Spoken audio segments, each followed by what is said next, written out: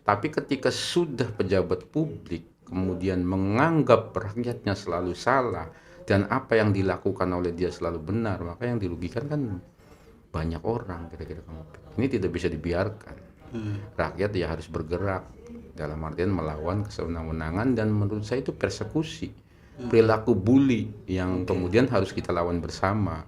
Nah, Kang Sodikin ini menurut saya adalah simbol perlawanan rakyat, di mana rakyat kecil hanya seorang pembuat gerabakan berani speak up, berani melawan. Karena yang namanya kontestasi pilkada itu adanya perbedaan pendapat, perbedaan dukungan dan sebagainya. Ketika ada calon yang terganggu dengan pendapat orang lain atau pilihan orang lain, tidak layak dia jadi calon, sebenarnya begitu kan. Apakah sudah puas atau seperti apa melihat debat kemarin? Boleh nggak saya jujur?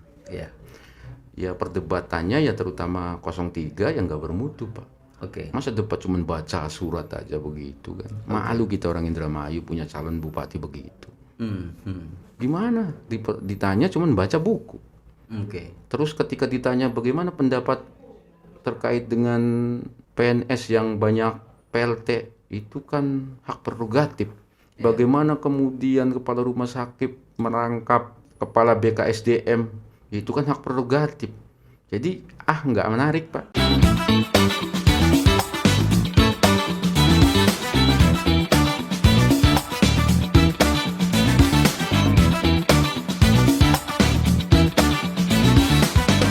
Assalamualaikum warahmatullahi wabarakatuh. Waalaikumsalam. Senang sekali saya Taufik Rahman kembali membersamai sahabat-sahabat semua dalam podcast Kopi Kongko Pintar.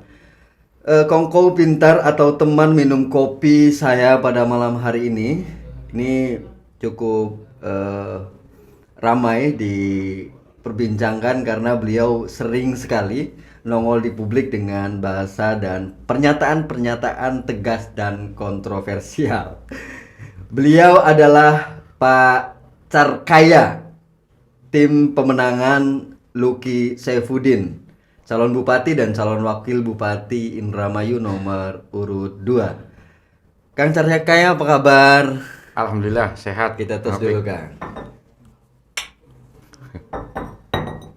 Terima kasih nih Kang Carkaya sudah mampir ini untuk yang kedua kalinya, Kang ya? Iya, betul. Untuk yang kedua kalinya. Kita ingin memulai di podcast kita malam ini itu terkait dengan peristiwa yang terjadi di Indramayu yang hari ini kami kaget sekali melihatnya nih Kang Carkaya. Cukup viral, bahkan diparodikan oleh banyak konten kreator dan ditayangkan di banyak stasiun televisi nasional, yaitu peristiwa ada warga yang mengatasnamakan dirinya sebagai tim pemenangan atau relawan lah ya, relawan dari Luki Saifuddin yang kemudian dianggap menghalang-halangi proses kampanye dari calon Bupati petahana dalam hal ini Nina Agustina. Melihat fenomena itu dan peristiwa itu, Kang Carkaya bagaimana menilainya, meresponnya? Silakan. Ya, kejadian itu kan saya tahu itu sekitar pukul 18.30. Oke. Di grup WA ada video gitu. Jadi kejadiannya itu kan agak sore tuh.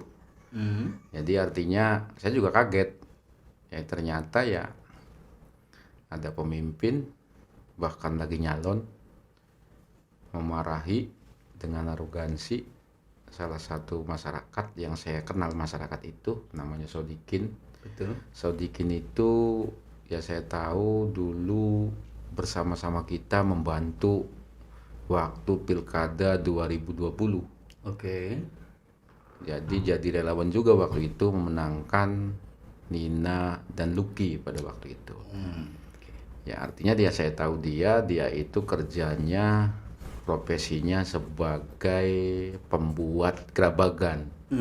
Jadi dia punya bengkel kecil-kecilan membuat gerabagan untuk petani yang panen gitu kan.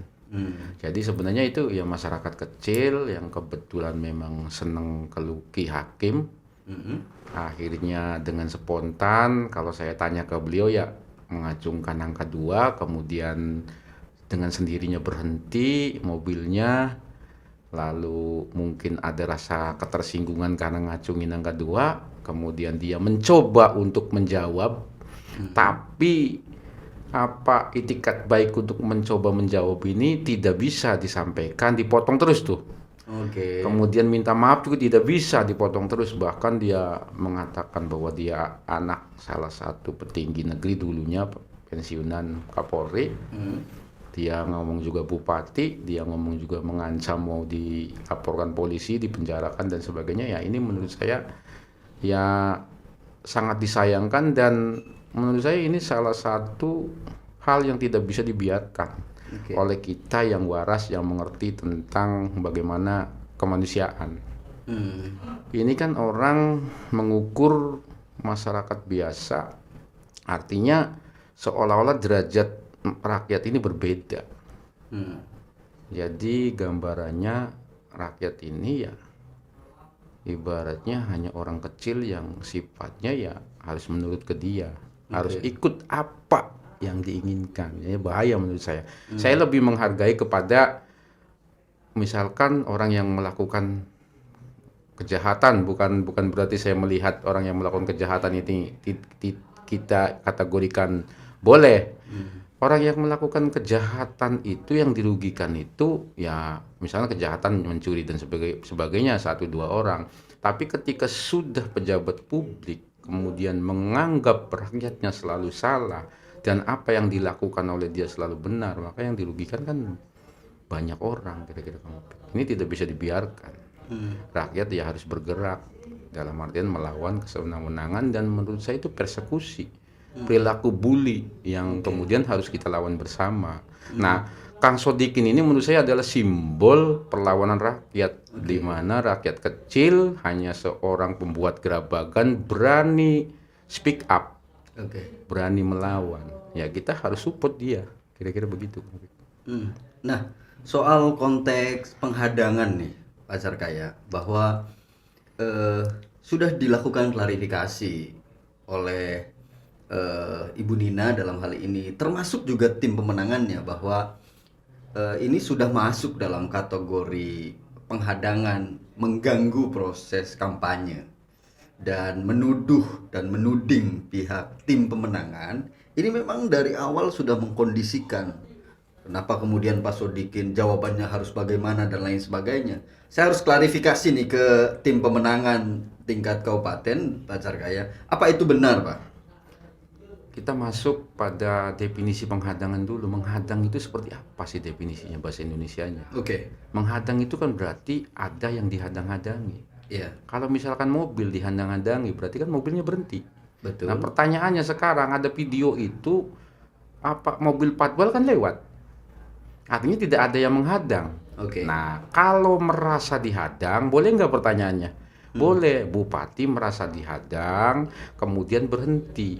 Lalu dia ngomong, kenapa kamu menghadang-hadangi saya? Kamu ngacung-ngacungkan apa jari 2? Ya, artinya dia merasa dihadang-hadangi dengan masyarakat mengacungkan jari 2. Oke. Jadi kan menurut saya ini halusinasi. Hmm. Dengan mengacungkan jari 2, lalu dikatakan masyarakat menghadang. Boleh nggak pertanyaan? Boleh. Nah, kemudian kalau timnya mengatakan itu disetting, seperti apa bentuk settingannya? Saya kira Kang Sodikin ini ya hanya masyarakat biasa yang kerjanya memproduksi gerabagan. Saya kira nggak secerdas itu gitu kan nyeting. Maaf, bukan saya merendahkan Kang Sodikin, artinya dari kemampuan dia hanya skillnya ngelas, bagaimana ceritanya menyeting itu gitu kan. Saya kira terlalu mengada-ada. Merasa dihadang-hadangi boleh, tapi ya juga kalau pejabat publik agak cerdas sedikit lah. Jangan kemudian ngacungin tangan 2, disangkanya menghadang-hadang gitu kira-kira. Pak Carkaya ini kan masuk dalam struktur tim pemenangan tingkat kabupaten ya. Betul. Tuduhannya juga sama bahwa ini udah disetting, dan Pak Sodikin tuh memang sebenarnya adalah tim pemenangan tingkat kabupaten. Itu benar atau tidak, Pak, sebenarnya? Ya kalau menuduh kan boleh. Artinya harus bisa dibuktikan tuduhannya. Yang pertama, Pak Sodikin memang tidak masuk tim pemenangan. Oke. Saya kebetulan masuk tim pemenangan, ada SK-nya dan sebagainya. Kemudian Pak Sodikin ini hanya ikut relawan karena dia memang senang Luki Hakim. Oke. Dulunya juga mendukung Nina Luki Hakim waktu lawan Daniel Solihin dan Toto. Oke. Nah, artinya kalau dia memang hobinya mendukung dari zaman Kuwu, dia mendukung modelan sendiri, sekarang juga mendukung modelan sendiri. Artinya memang hobinya mendukung. Jadi dia senang berpartisipasi dalam politik, tapi tidak punya kepentingan politik dalam hal kepentingan pribadinya. Dia ya ketika sudah tidak mendukung Kuwu lagi, ya dia tetap produksi Gerabagan. Dan sekarang Gerabagannya nggak ada. Jadi sekarang dia bukan lagi buat Gerabagan, tapi buat apakah Singkangun dorongan kah? Glodok lagi, dia lagi buat glodok. Oke. Untuk mengangkut material gitu kan. Saya tanya kemarin tuh. Dan memang saya kenal dia udah dari tahun 2020 dan kebetulan adiknya juga kenal baik. Adiknya namanya itu Jenal, kemudian kakaknya ini namanya Sodikin, saya kerap sering main ke rumahnya. Jadi saya kenal. Jadi ketika kemudian di setting, saya juga baru ketemu sekarang pas setelah kejadian pukul 18.30 saya langsung berangkat ke Sukra. Nyampe Sukra itu ya sekitar setengah 8, sekitar 19.30 baru ketemu. Dan dia masih kenal 2020 kita sama-sama, katanya Kang. Iya sama-sama, saya bilang. Kayak saya mendengar informasi bahwa Pak Sodikin ini dilaporkan ke Bawaslu atas dugaan menghadang dan menghalang-halangi kampanye. Apa yang hari ini dilakukan oleh tim pemenangan untuk kemudian melakukan pendampingan hukum, atau apa yang hari ini dilakukan oleh tim pemenangan? Kalau tim pemenangan kan kita punya divisi hukum, Kang. Iya. Divisi hukum itu kan sudah memitigasi apa yang akan terjadi. Jadi ya kita sudah melakukan pendampingan melalui divisi hukum. Artinya ya kita tidak kemudian khawatir dengan itu. Dan saya juga berpikir bahwa ini momentum bagaimana rakyat yang hanya mengacungkan jari dua dituduh menghadang, menghalang-halangi, kemudian dilaporkan, kemudian mau dikriminalisasi, sampai kemudian diperiksa juga di polisi di sana. Ya alasan polisi hanya mengamankan, tapi juga ada bahasa motor jangan diambil dulu. Kemudian Pak Sodikin dibawa ke Polsek atas perintah dari bupati yang sedang cuti, ditelepon Kapolresnya di situ, ditelepon Kapolseknya di situ, kemudian memang diamankan. Oke. Entah pengertiannya apapun itu terjadi. Nah ini momentum bagaimana rakyat yang identiknya itu dia tidak tahu apa-apa, tidak berani, kemudian muncul Kang Sodikin yang ternyata berani melawan, berani speak up. Oke. Ini kan pendidikan demokrasi yang luar biasa di Indramayu. Saya merasa bangga, merasa bahagia dengan keadaan begini. Artinya rakyat Indramayu ternyata semakin kesini semakin cerdas gitu. Jadi kita ada kebahagiaan tersendiri dengan ini, kira-kira begitu. Nah, Pak Sarkaya, ini ada nggak sih efeknya begitu secara elektoral dengan viralnya peristiwa politik semacam ini? Apakah kemudian akhirnya publik interest, simpatinya meningkat? Ada pernah mengukur nggak pasca kegiatan atau peristiwa ini? Kalau sebelum kejadian ini kan saya melakukan tim melakukan survei dengan metodologi, istilah kita itu diskursus lapangan, itu gimana kearifan lokal kita, ceker-ceker Kuwu kita berdayakan, kemudian menghasilkan nilai keterpilihan, di mana Luki Hakim sudah tembus di 59,8% dan incumbent hanya 31%. Artinya dengan kejadian ini ya saya secara saintifik tidak bisa kemudian menjelaskan, karena survei itu yang kita ini kan tanggal 15 sampai tanggal 1, kejadian itu kan tanggal 2 kalau nggak salah. Ya saya kira kalau lihat di beberapa plafon media ya, contohnya misalkan di Indramayu Info dan sebagainya, itu yang tadinya tingkat pollingnya Nina Tobroni ini 15%, sekarang sudah anjlok jadi 3% dan sebagainya. Artinya kan nanti juga kita akan cek. Tapi saya meyakini ini efek ini akan kemudian tambah menggerus incumbent. Angkanya pas pemilihan Luki Saifuddin bisa 70%. Kalau bacaan saya gitu kan. Ya nggak tahu kebenarannya dan silakan saja mau dibantah mau apa, yang penting kan dengan analogi dan dengan data-data juga, jangan dibantahnya sekarang kan lagi musim bantahnya nyinyir gitu kan. Kira-kira begitu. Kang Sadaya, saya ingin kembali lagi ke tadi bahwa posisi peristiwa itu kan Ibu Nina menyampaikan bahwa saya ini Bupati Indramayu. Ibu Nina juga kemudian menghubungi Kapolres. Ibu Nina juga menghubungi katanya Kapolsek. Ini apakah dibenarkan secara hukum begitu?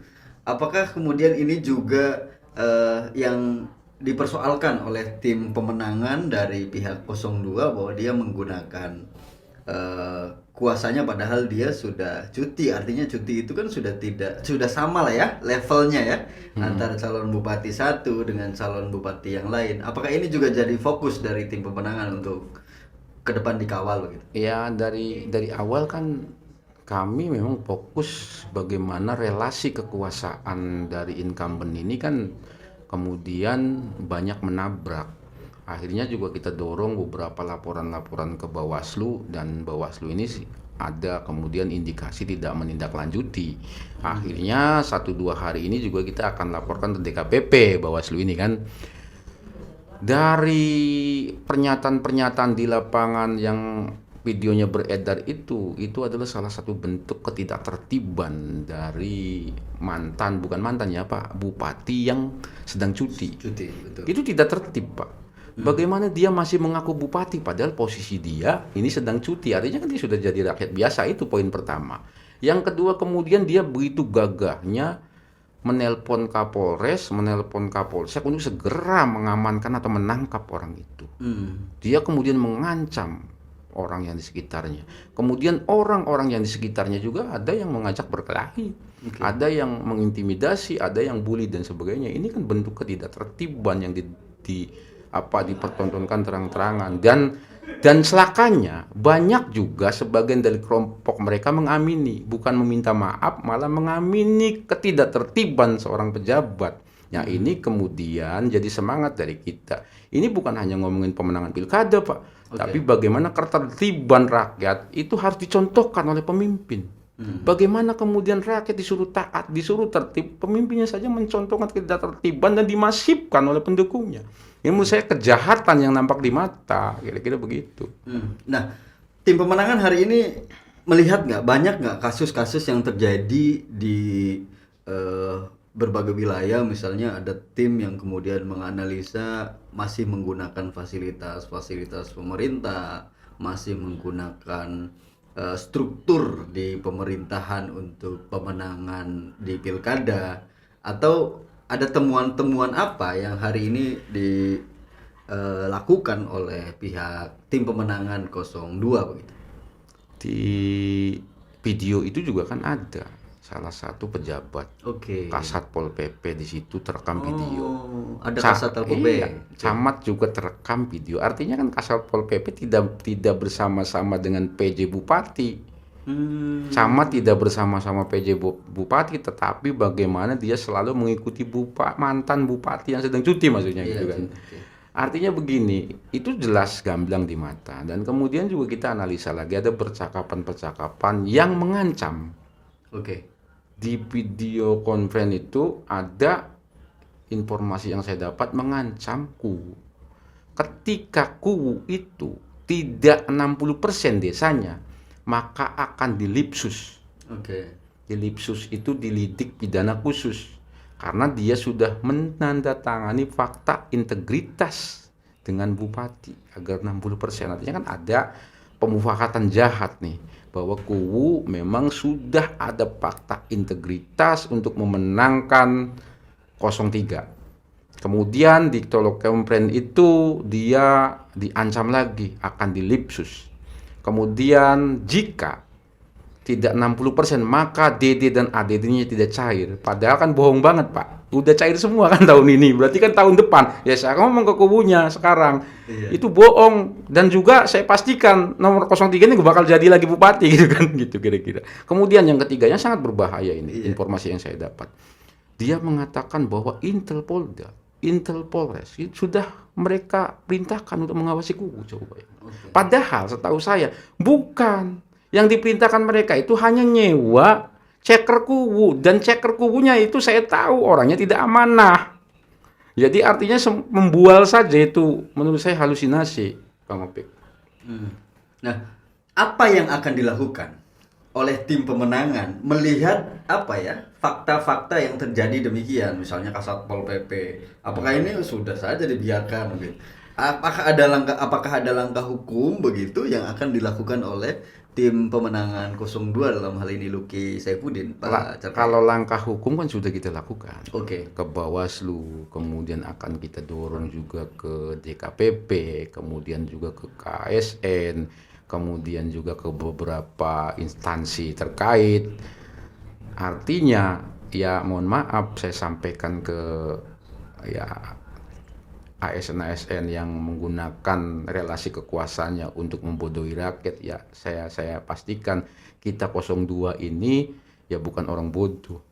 Saya kira kita ya mengertilah dunia politik dan mengerti tentang dunia penegakan hukum. Saya kira mereka akan kecele nanti. Kita sudah identifikasi juga. Ya kalau kubu-kubu yang sudah kelihatan ke sana kemudian tidak ngerem, ya bukan kita balas dendam.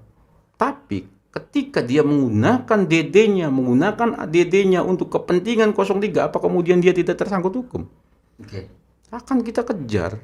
Begitu juga dengan pejabatnya. Kalau dia menggunakan dana APBD, misalkan ada temuan kemarin dari dinas sosial, dari dinas KB, itu ada indikasi ke sana. Itu juga akan kita kejar.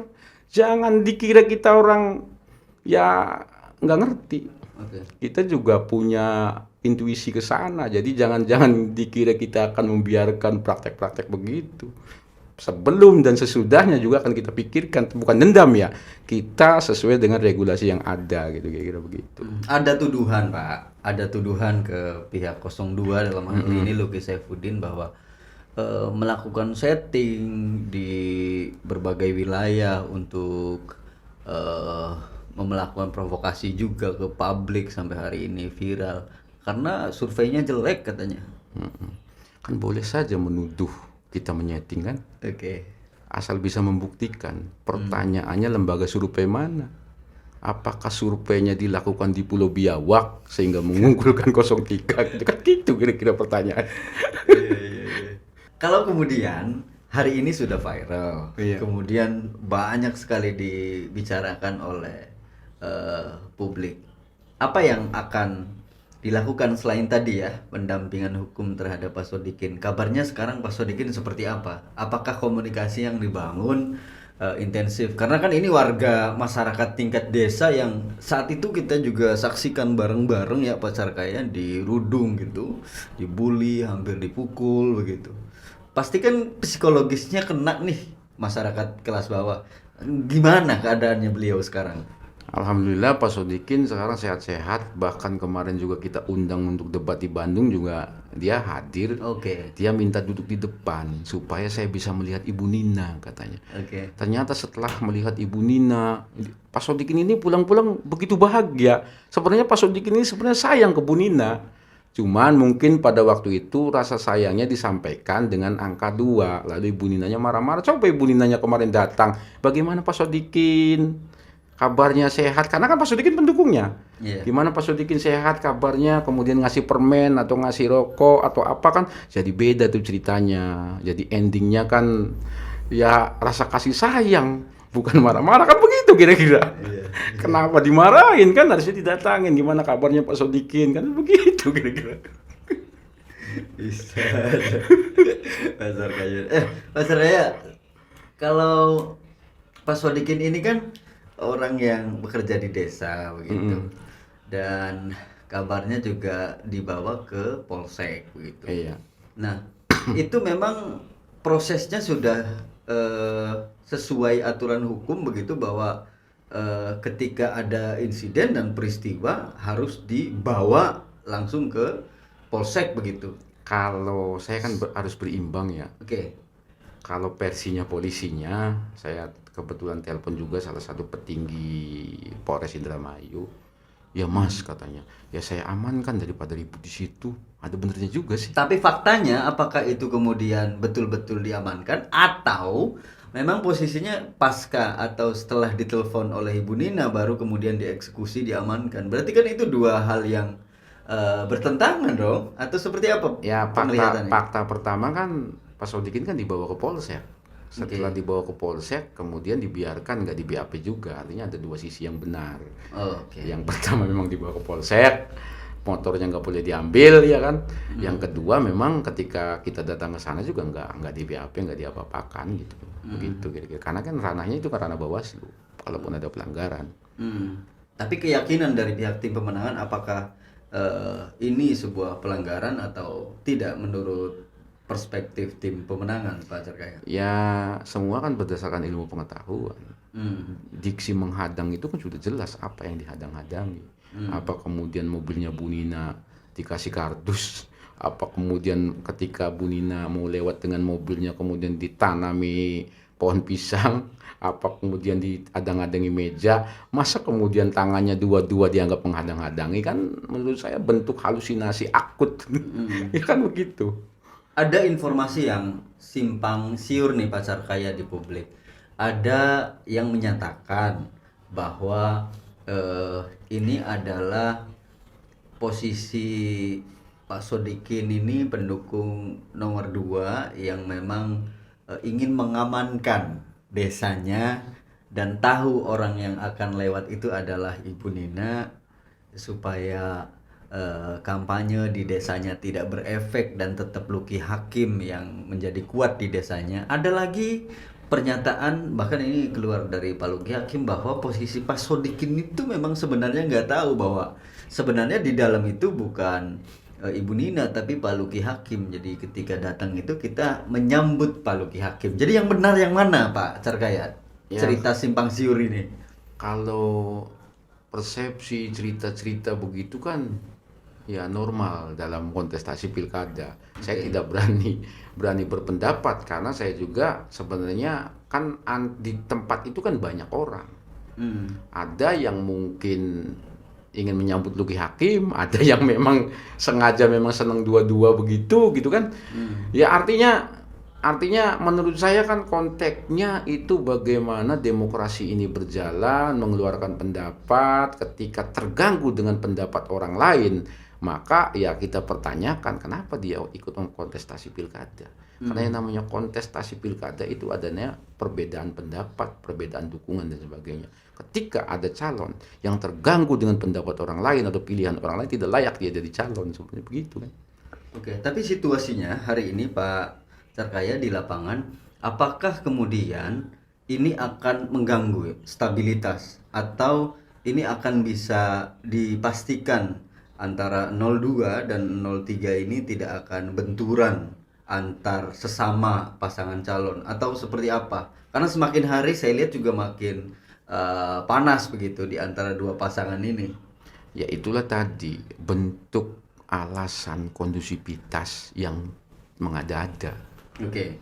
Ketika ada orang membuat video, saya dukung nomor 2, saya dukung nomor 1, saya dukung nomor 3, kira-kira akan mengganggu kondusivitas enggak?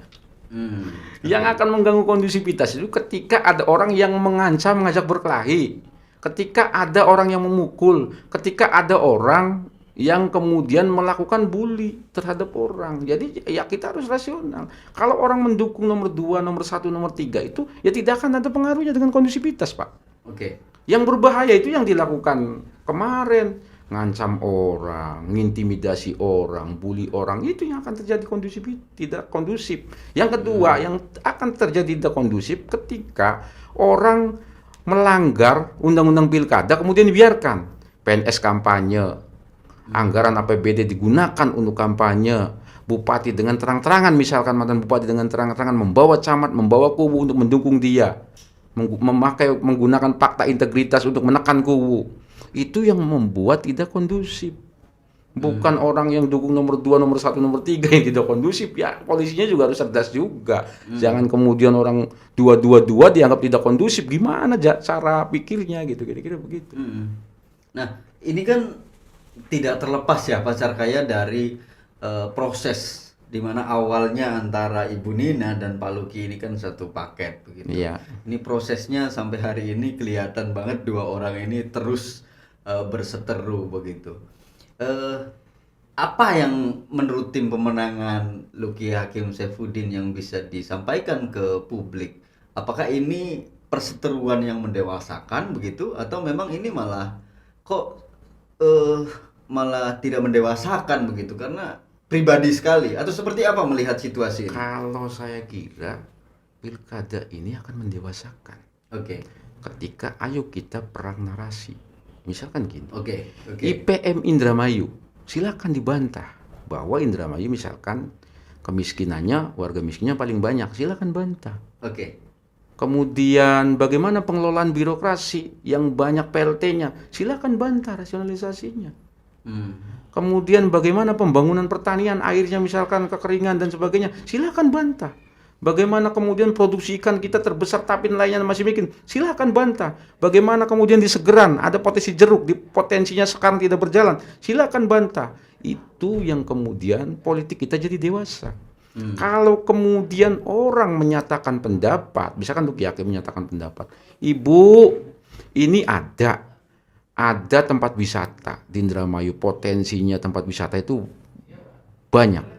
Balongan, misalkan bisa petik jeruk di Segeran, misalkan panjang pantai ratusan kilo dan sebagainya kita gunakan untuk potensi tempat wisata.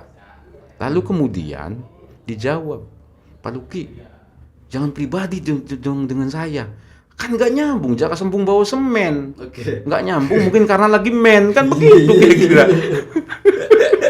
Jadi gini, ruang-ruang demokrasi kita harus diisi bagaimana dialektika yang benar berdasarkan ilmu pengetahuan. Kalau kita membandingkan antara kopi dengan teh, yang nggak nyambung Pak, apalagi dengan air PDAM yang harganya mahal, yang airnya nggak bisa diminum. Benar nggak? Kalau membandingkan kopi, ayo kita bandingkan antara kopi Arabica misalkan Temanggung dengan kopi Arabica Garut. Oh, apple to apple tuh. Bagaimana kecutnya, bagaimana melek matanya, bagaimana kita ketika minum kopi Temanggung bisa cerdas dan sebagainya, itu baru nyambung. Jadi menurut saya dengan berjalannya pilkada Indramayu sekarang, rakyat Indramayu akan semakin cerdas pas saya lihat ini. Iya kan? Begitu kira-kira. Kita harus berprasangka baik. Tapi ada fakta di lapangan bahwa hari ini muncul kampanye-kampanye negatif yang hari ini ditunjukkan ke pribadi Pak Luki Hakim. Misalnya ada postingan-postingan di media sosial yang hari ini lumayan masif juga. Pak Luki Hakim menggendong babi, kemudian membawa anjing dan lain sebagainya. Ini kan artinya sudah mulai ada cara-cara berkampanye yang menyudutkan atau mengarah ke pribadi. Apa respon dari tim pemenangan 02? Jadi kan begini Pak, ketika Luki Hakim pada suatu acara ada peternakan hewan-hewan itu kan menggendong dan sebagainya, ya Luki Hakim juga menurut saya harus koreksi diri juga. Kadang-kadang juga rakyat kita tidak menerima itu gitu kan. Tapi postingan-postingan atau semacam membunuh karakter pribadi itu di dalam politik itu menurut saya tidak bisa dibenarkan. Dan biasanya itu dilakukan oleh buzzer-buzzer yang menurut saya alamat ininya juga tidak jelas gitu kan. Dan saya yakin keluar dari orang-orang yang tidak tertib pikirannya Pak. Jadi biarkan saja. Makanya saya dorong rakyat Indramayu harus cerdas. Jangan sampai kita, ini 02 ini saya himbau ke kawan-kawan, jangan membuli pribadinya Bu Nina. Misalkan Bu Nina tidak cantik, padahal kan cantik karena perempuan. Betul nggak? Misalkan Bu Nina ini ibaratnya jarang masuk pendopo, jarang kerja, ya padahal kita tidak ada buktinya walaupun faktanya begitu. Jadi jangan ke pribadinya. Makanya saya selalu ngomong, yang kita koreksi itu adalah kebijakannya. Yang kita lawan itu kebijakan yang menyengsarakan. Jadi kita udah di situ saja. Ketika kemudian mereka terganggu nyerang pribadi kita, anggap aja itu lagi nguap, Pak. Oke. Kan gak ada harganya orang lagi nguap itu. Karena ngantuk aja. Ini pacar kaya, saya pengen beralih nih. Di pacar kaya juga hadir ya mungkin ya di debat kandidat kemarin ya. Siap. Di Bandung.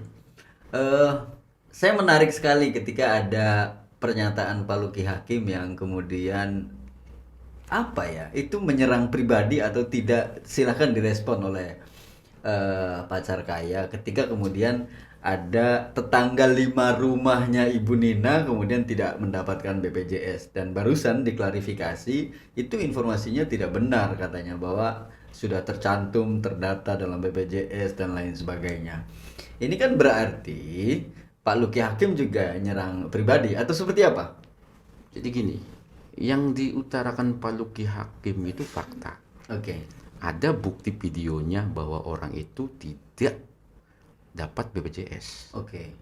Kemudian yang diserang itu kan programnya, Oke. kebijakan publiknya. Bukan pribadi ya berarti ya? Bukan dong. Dan kebetulan, ini kan kebetulan, rumahnya itu 5 rumah dari bupati. Walaupun bupatinya nggak pernah tinggal di situ. Misal ini kan, misal. Oke. Nah, kemudian diralat lagi. Ternyata hoax-hoaxnya dari mana? Pertanyaannya. Iya. Ini katanya sudah ada daftarnya. Ya saya juga bisa dong mengeluarkan data lagi. Ternyata itu didaftarkannya setelah debat itu. Terus. Iya.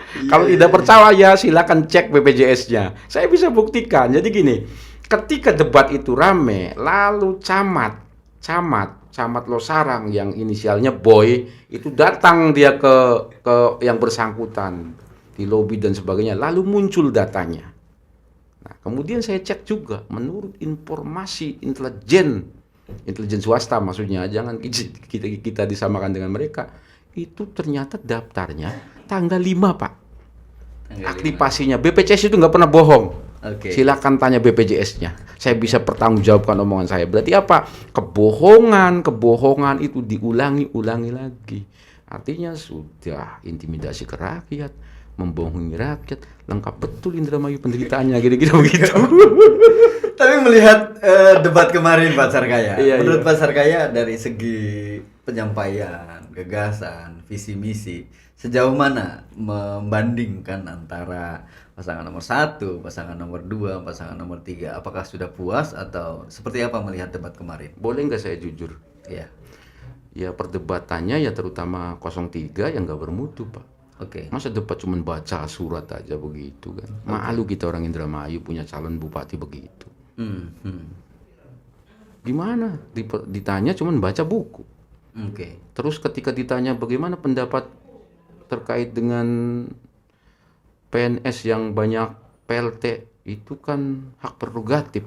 Bagaimana kemudian kepala rumah sakit merangkap kepala BKSDM, itu kan hak prerogatif. Jadi nggak menarik, Pak. Nggak menarik. Jadi pertarungannya nggak seru. Ya kan nggak seru. Kalau calon kita Luki dengan Bapak Saifuddin kan sudah menguasai materi dan sebagainya. Ini incumbent cuman baca komik Petruk dan Gareng, kira-kira begitu. Nah, tapi ketika di debat itu kan banyak sekali waktu ya yang tidak dimanfaatkan oleh, saya lihat oleh Ibu Nina begitu. Dalam 2 menit hanya diambil 59 detik. Apakah ini memang jauh-jauh hari dipersiapkan begitu oleh Luki Hakim sehingga kemudian pertanyaannya memang tidak atau sulit untuk dijawab oleh petahana atau gimana, Pak? Melihat? Jadi sebenarnya Pak Luki Hakim dan Pak Saifuddin itu kan akar permasalahan itu kan digali dari rakyat. Oke. Pak Luki Hakim ini kan hampir 2000 titik. 1.700 atau 1.800 sekian. 2000 tempat yang Titik. didatangi gitu. Didatangi. Jadi Oke. satu hari itu saya pernah ikut dia itu 20 titik bahkan 22 titik per hari satu kecamatan. Wow. Itu yang mereka sampaikan berdua itu adalah hasil dari saripati rakyat. Oke. Bagaimana pemimpin kedekatnya harus bisa mencium bau keringat rakyat gitu kan. Dia harus dekat seperti sedekat denyut nadi rakyat. Sehingga yang dia sampaikan itu adalah keluh-keluhan rakyat bagaimana saran-saran rakyat, bagaimana kondisi faktual rakyat. Sehingga ya ketika lawan bicaranya tidak bertemu dengan rakyat, tidak bersentuhan dengan rakyat, yang nggak bakal bisa jawab, Pak. Paling baca komik, kira-kira begitu. Oke, Pacar Kaya, untuk situasi hari ini ya di lapangan, penglihatan dari tim pemenangan 02 dalam hal ini Luki Hakim Saifuddin, target berapa persen untuk pemenangan di tanggal 27 November mendatang? Melihat dari situasi di lapangan kelihatannya akan meraih berapa persen? Kalau lihat data dari tanggal 15 sampai tanggal 1 November kemarin, itu kan kita di angka 59,8. Oke. Ibu Nina 31 sekian, Baher Kasan 8% lebih lah. Dengan fenomena ini, kami meyakini kami di angka mencapai 70%, Pak. Oke. Satu, rakyat senang ke sosok Luki Saifuddin. Kedua, akhirnya rakyat tahu bahwa incumbent memang seperti ini. Kitanya naik dari 60% kurang tadi jadi 70%, incumbentnya bisa di bawah 25%. Satu pertanyaan terakhir, ini jika menang, ada isu yang beredar bahwa ini Luki Hakim didukung oleh kursi DPRD yang kecil sekali jumlahnya, Pak Pacar Kaya. Ini tentu akan menghambat program-program strategis dari calon bupati dan wakil bupati terpilih ke depan. Seperti apa, Pak, menyikapi isu yang beredar begitu? Jadi pendukung Luki Saifuddin juga kan politisi juga yang banyak. Oke. Misal wakil bupati mantan politisi Golkar. Saya kira ketika Kang Saifuddin menang, Golkarnya geser juga tuh. Kemudian ada juga yang orang PDI Perjuangan juga ada, mungkin bisa mempengaruhi, orang PKB juga ada bisa mempengaruhi. Yang jelas gini, sekarang kan undang-undang pilkada berubah, undang-undang pemerintah daerah maksudnya berubah. Jadi bupati itu kan tidak bisa dipecat DPRD, Pak. Oke. Bagaimana kemudian bupati dan wakil ini bisa mengakomodir kepentingan DPRD dengan kepentingan rakyat. Semua itu bisa dikomunikasikan, Pak. Semua demi kepentingan masyarakat. Jadi jangan kemudian bupati sok-sokan, wakil bupati sok-sokan. Artinya ketika programnya ini strategis, programnya ini baik untuk kepentingan masyarakat, tentu DPRD akan fair ya. Saya untuk yakin. komunikasi. DPRD juga kita harus berprasangka baik dengan DPRD juga, karena DPRD juga kan terpilih dari pilihan masyarakat juga gitu. Kita gandeng lah DPRD-nya, dan itu yang saya garis bawahi, Kang. Iya. Di pendukungnya Luki Saifuddin ini kan politisi semua, walaupun katanya pecatan, katanya pensiun dan sebagainya. Saya yakin mahir juga lah lobby-lobby politik, kira-kira begitu.